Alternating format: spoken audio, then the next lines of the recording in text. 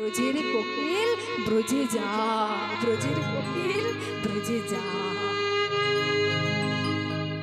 তুইও চলে গেলি বাবা, তুই ওই অভাগিনী মাকে কাঁদিয়ে চলে গেলি।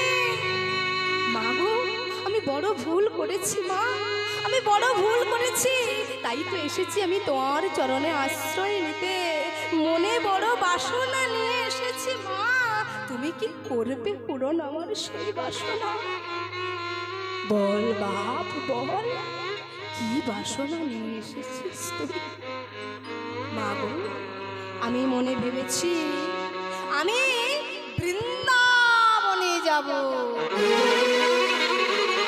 বৃন্দাবন, বৃন্দাবন বাপ নিমাই, বৃন্দাবন সে তো অনেক দূরের পথ। আমি জানি, আমি জানি আমার ছেলে যদি একবার বৃন্দাবনে চলে যায়, সে যে আর আমার ছেলে থাকবে না, সে যে আর আমার ছেলে থাকবে না বাপ নিমাই। তবে ছেলে, ছেলে আমার যাবে কৃষ্ণ ভজনের পথে। আর আমি কি তাকে মা হয়ে বাধা দিতে পারি?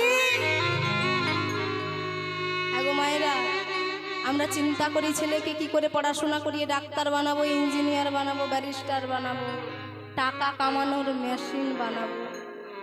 কোনো মা কি ভাবি যে আমার ছেলেকে আমি কৃষ্ণ ভক্ত বানাবো? কেউ মনে করি না। আর কৃষ্ণ ভক্ত হওয়াটা অত সহজ কথা নয়, আর কৃষ্ণ বলে কাঁদাটাও এত সহজ কথা নয়। আপনার ইচ্ছা থাকলে আপনি কৃষ্ণ বলে কাঁদতে পারবেন না মায়েরা। সংসারের এই মানুষগুলো যখন ব্যথা দেয়, দুঃখ দেয়, জ্বালা দেয়, যন্ত্রণা দেয়, এই দুটো নয়ন দিয়ে দরদর করে গঙ্গা যমুনার ধারা একেবারে বই চলে যায়। কিন্তু কৃষ্ণ বলে কাঁদা এত সহজ কথা নয়, এত মুখের কথা নয়। কৃষ্ণ ভক্ত সন্তান পাওয়া এত সহজ কথা নয়।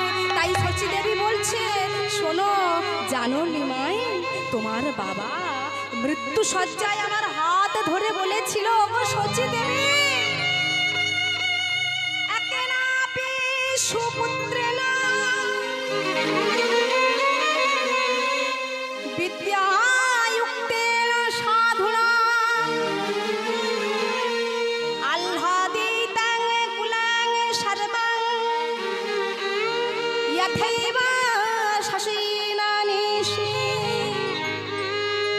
জানো, আকাশে হাজার হাজার তারকা মণ্ডলী, হাজার হাজার তারকা মণ্ডলী থাকা সত্ত্বেও সেই তারকা মণ্ডলীর আলো রয়েছে, কিন্তু সেই আলোয় জগৎ আলোকিত হয় না। কিন্তু একটা আকাশের পূর্ণিমার চাঁদ, সেই পূর্ণিমার চাঁদ যখন উদয় হয়, গোটা বিশ্ব ব্রহ্মাণ্ডকে আলোয় আলোকিত করে দেয়।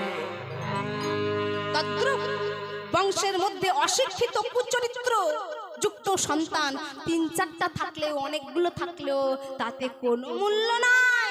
আর বংশের মধ্যে যদি একটা কৃষ্ণ ভক্ত সৎ চরিত্রবান পুত্র থাকে, সমগ্র বংশকে মাতার 7 পুরুষ, পিতার 7 পুরুষ, 7 7 14 পুরুষ স্বর্গবাসী হয়ে যায়। নিতাই গৌর প্রেমানন্দে হরি হরি বল। তাহলে তুমি সেই কৃষ্ণ ভজনের পথে যাবে বাবা, আমি তো তোমায় বাধা দিতে পারি না বাবা। তাই আমি তোমায় আদেশ দিলাম বাবা, তুমি বৃন্দাবনে যাবে, তুমি বৃন্দাবনে যাবে বাবা। মায়ের চরণে প্রণাম জানিয়েছে, আদেশ পেয়ে গেছে, মায়ের আদেশ। মহাপ্রভু আমার নিজে আচরণ করে সবাইকে শিখিয়ে দিলেন, ওগো জগতের জীব, তোমরাও বাবা মায়ের চরণটা দৃঢ়ভাবে ধরো, শক্তভাবে ধরো।